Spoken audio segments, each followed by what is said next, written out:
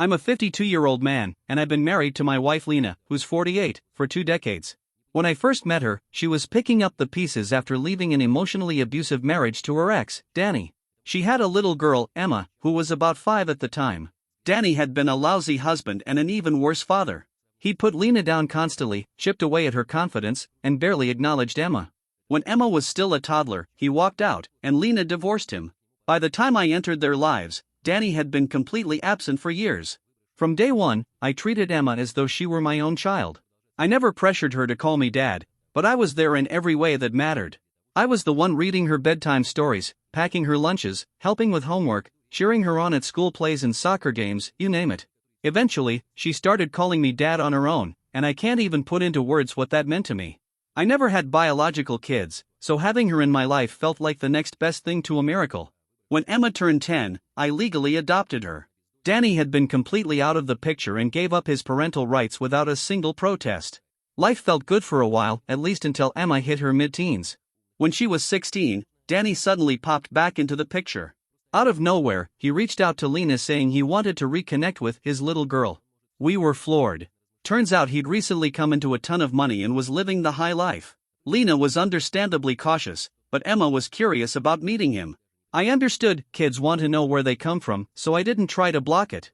To our surprise, Danny seemed like a different man, at least on the surface.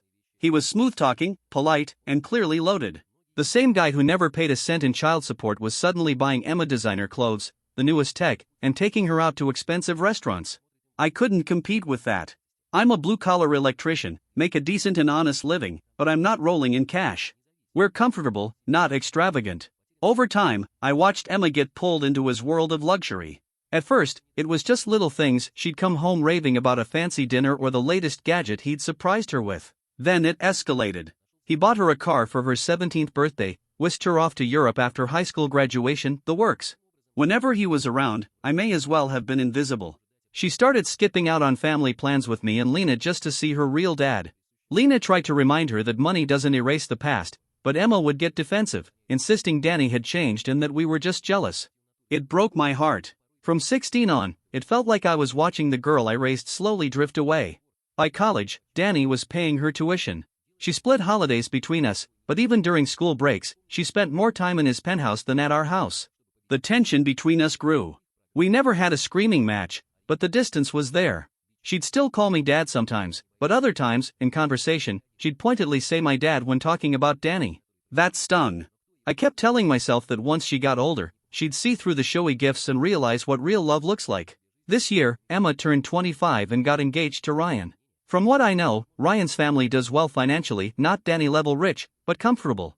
Lena and I were happy for her and eager to help with the wedding. Since I'm the one who raised her, I always assumed I'd be walking her down the aisle. We'd even talked about it before, and she'd said of course. Then, 2 weeks before the wedding, Emma dropped a bomb. She told us she didn't want me to walk her down the aisle. Her reason? She claimed the tradition was outdated and sexist. I didn't want to pressure her if she truly felt that way, so I said it was her day and I'd respect her wishes. Still, something about her tone didn't sit right.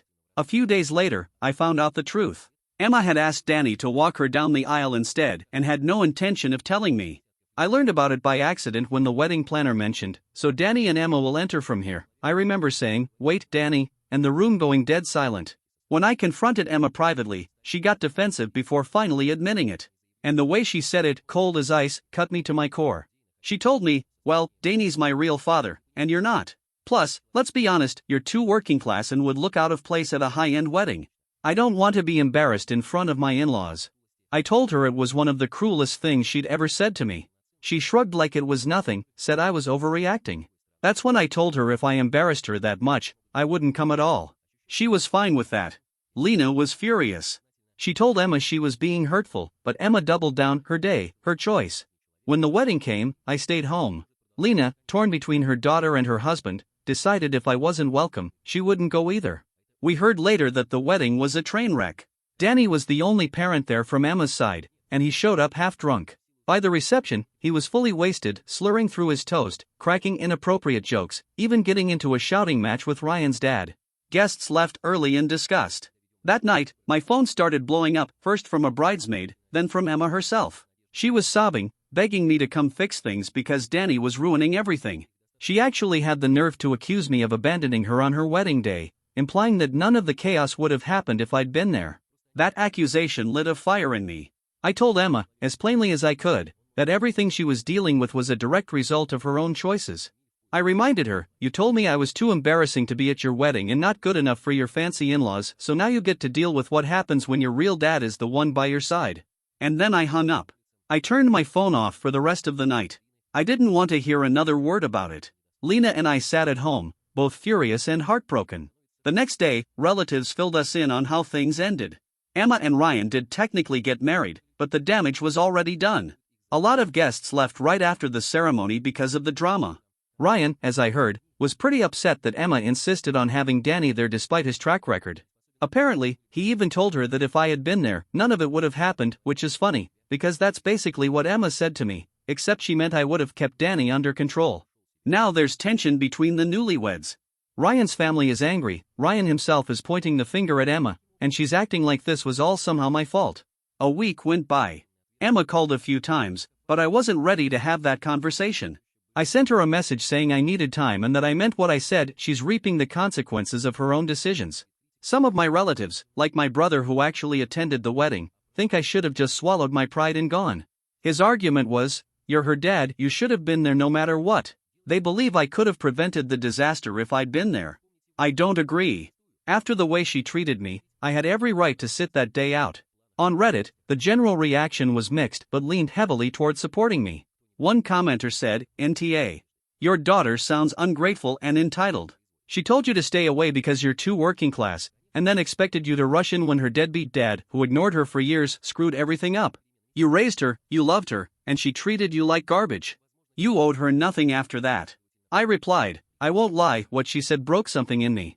She's still my daughter, so a part of me will always care, but I wasn't going to swoop in and save a mess I'd been intentionally excluded from. She's learning the hard way that actions have consequences." Another comment read, "Definitely NTA. You were her dad for 20 years and she threw you aside for a guy who disappeared for most of her life. I'm sorry you went through that. Did she ever apologize after the wedding?" I told them, no. The only contact was her crying phone call during the reception when she tried to shift the blame onto me. Since then, nothing, no apology, no acknowledgement. A third person asked if I regretted not going. I answered honestly, I was too hurt to just plaster on a smile and pretend everything was fine. She told me not to come, and I respected that even if her reason was cruel. Maybe my presence would have kept things calmer, maybe not. We'll never know. But if I'd gone, it would have sent the message that it was okay for her to treat me like that. I don't regret standing my ground. Fast forward 3 months. Still no contact from Emma. Lena and I have kept our distance, partly to give her space, partly to protect ourselves from more heartbreak. Then, out of nowhere, I got a call from Ryan. I'd never had a one-on-one conversation with him before, so I was caught off guard. He said he wanted to update me on how things had been since the wedding. According to him, Emma's been battling depression. Ryan's parents, her new in-laws, aren't speaking to her at all. They're angry that she brought Danny into their family's biggest event and blame her for how it all went down. They feel embarrassed and haven't forgiven her. Ryan admitted the whole mess has put serious strain on their marriage from the very start. He confessed that he'd been angry at her too, because she pushed for Danny's involvement despite knowing his history. He said he had a bad feeling about it all along, but went along with it to make her happy, and now he regrets not standing his ground. He's trying to be there for her, but I could hear the frustration in his voice. He's torn between defending his wife and recognizing that she's responsible for a lot of her own problems. The kicker? Ryan said Emma still doesn't truly see what she did wrong. When they talk about the wedding, she says that if I'd been there, none of it would have happened. In her mind, I abandoned her and should have been there no matter what. I asked him straight out, "Is Emma asking for me?" He hesitated before admitting that she's hinted about wanting to reach out but is scared I hate her now. Ryan told me he thinks she owes me a major apology, something I was glad to hear him say. He also asked if I'd consider talking to her eventually because she's in a bad place. I told him I was sorry for what they're going through, but if she still can't take responsibility, I'm not ready. He said he understood, though he sounded defeated. I honestly feel bad for him. This is no way to start a marriage. As for Emma, she's living with the fallout. Her in-laws want nothing to do with her, her husband is struggling to forgive her, and she still seems more focused on blaming me than on owning up to her choices. And just like that, the man she idolized vanished, leaving wreckage behind him. Still, she hasn't once given a real apology to me or Lena. Not for the wedding, not for the months of silence, not for the things she said. It's sad. It's frustrating. And yet, part of me still aches to just wrap her in a hug and tell her everything will be okay. But I know better. Until she truly understands the depth of the hurt she caused, we can't start to mend what's been broken. Someone asked me if I'd forgive her if she came to me now, genuinely sorry. I've thought about that a lot. The answer is yes, if she could show she understood exactly what she did, and if the apology came from the heart. I'll always love her, that doesn't vanish, no matter what's happened. But trust? That would take time. I'm not going to just erase everything and pretend it never happened. There's a path to reconciliation, but she has to take the first steps. Without that acknowledgement, any forgiveness would feel hollow. Update 26 more months passed, 9 months since the wedding, and the silence between us never broke. No phone calls. No visits. Nothing since that disastrous conversation on her wedding night.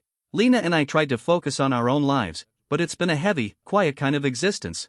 We missed our daughter, but the hurt was still raw. Then, out of nowhere, Emma showed up at our front door one evening. No warning. I opened the door, and there she was. I hadn't seen her face to face since before the wedding, and it was obvious life had been wearing her down. Her eyes were rimmed red, her posture nervous. Lena came to stand behind me. Her very first words, "Dad, I'm pregnant." No preamble. No small talk. I think she thought this would be an instant, magical reset button, that the news of a grandchild would erase everything. Lena gasped. I just stood there, caught between shock and all the months of unspoken pain. I managed to congratulate her quietly, but I didn't rush forward with open arms. I wasn't ready to pretend nothing had happened. She noticed my hesitation, and in seconds, her demeanor shifted from nervous to furious. "I can't believe you're still acting like this when I'm telling you something important," she snapped. Lena tried to calm her, inviting her inside so we could talk, but Emma was already spiraling. She accused me of abandoning her just like Danny had, saying I was proving I didn't love her unconditionally. Then came the blow: "You'd rather hold on to your pride than be there for me and your baby." That was it. Years of biting my tongue evaporated in that moment. I didn't yell, but my voice was steady and sharp. I told her she had no right to walk into our home and start hurling accusations about love. I reminded her, point by point, of the childhood I'd given her, the late-night ER visits, the school pickups, the bedtime stories, the unwavering support. And then I told her how deeply her wedding choices and her words had wounded both me and her mother. "You shut us out," I said. "You lied to me. You insulted me and made me feel worthless. And now you show up after months of silence expecting everything to be fine because you're pregnant? That's not how this works." Lena was crying. Emma sat there, stunned. I don't think I'd ever spoken to her that firmly in her life. Then she muttered, "I knew it. You really don't care," and stormed out.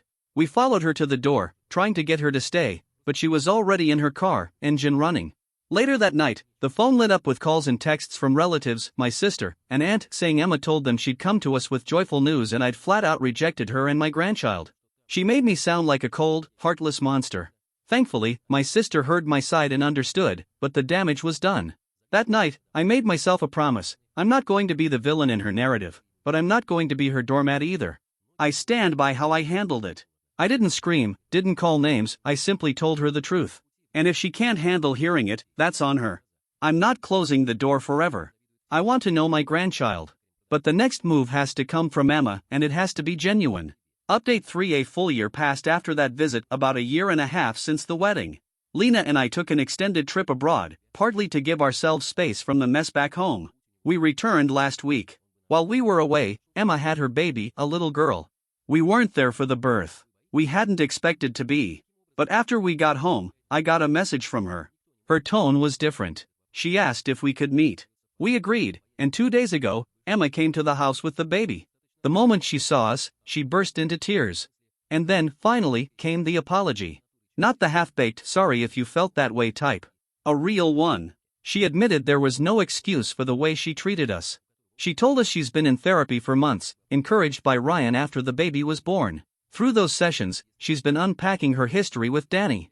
She admitted she'd been chasing his approval to fill the hole he left, ignoring all his flaws, and in the process, hurting the people who had actually been there for her.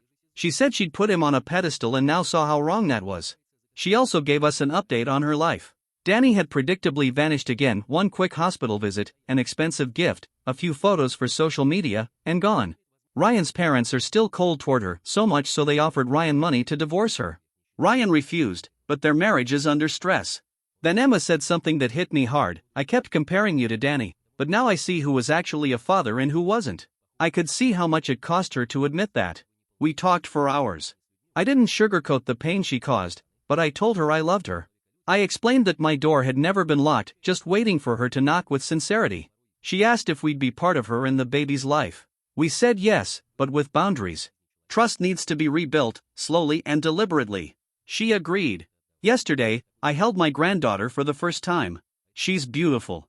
I'll admit there were tears. I realized how close I'd come to missing this moment entirely. Emma still has a long road ahead, but she's trying. Ryan even called to apologize for not backing me during the wedding mess. I told him it's water under the bridge. We've decided Emma and the baby will come for dinner once a week. We're taking it slow. I'm still cautious, but I'm hopeful. And I'm grateful I get to know my granddaughter, and grateful we might finally be finding our way back to each other. It's been a long, painful road. But maybe, just maybe, we're turning the corner.